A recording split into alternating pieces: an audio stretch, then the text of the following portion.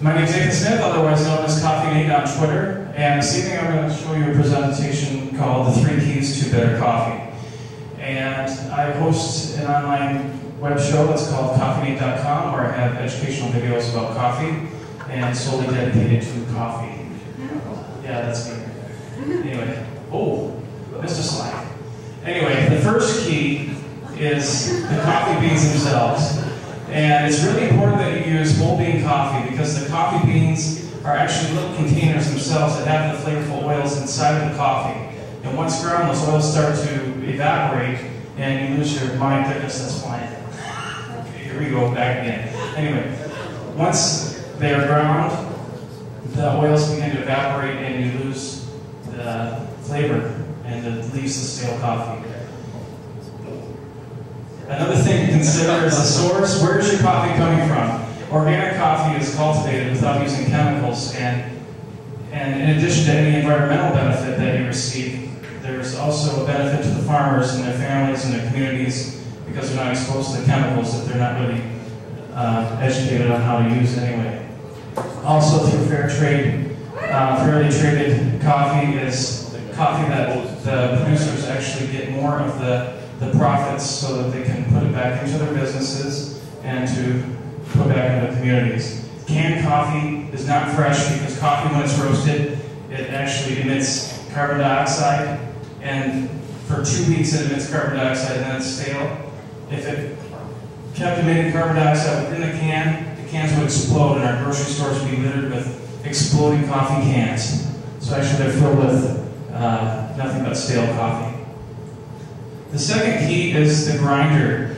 Now, when most of us think of a coffee grinder, we think of something that looks like a little food processor with little blades in the bottom that actually cut the coffee. Brewing methods require a specific amount of grinding to occur, and these cannot give you a consistent grind size, so the coffee needs to be a particular size. The only things that can do it are the burr grinders, which are more like little gears. And that's actually the same grinder I have at home, and it's called a burr grinder, and you can set it to different settings, and it makes a very uniform, consistent size of coffee. Third key is the brewing method. Now you may think you have to spend an enormous amount of money to have a quality coffee brewer, but actually what most of us have are an auto drip maker, and that is my least favorite brewing method of all, because the auto drip actually removes a lot of the coffee flavors with the paper filter, and it imparts its own flavors with all of the mineral buildups within the mineral buildup that's within the brewer. Great way is a French press. Fill it up with add your coffee right to it, and just pour your hot water inside. And then there's this plunger with a screen on it. You just let the coffee steep for 4 minutes, push the plunger down, and that creates a great cup of coffee that has all of the flavorful oils inside. My personal favorite method is called the siphon pot or vat pot. And you see there it has 2 chambers. The top chamber has a stem that comes down to the bottom chamber, and there's a gasket in between and a filter in between as well. You fill the bottom part with the water, and the top chamber is where you put the ground coffee. And, yeah, okay. You can see the filter there. You put your ground coffee in the top. And when you heat the water, you put this on your stove element, and as the water's heating, the water turns into water vapor.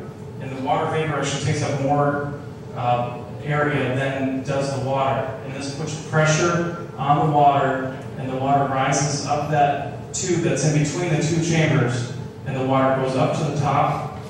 And it's this method actually has the water go up at the precise temperature that is very important for perfect extraction of the coffee. Then you just stir it up for a couple minutes, and you take the pot off the burner, and the reverse occurs.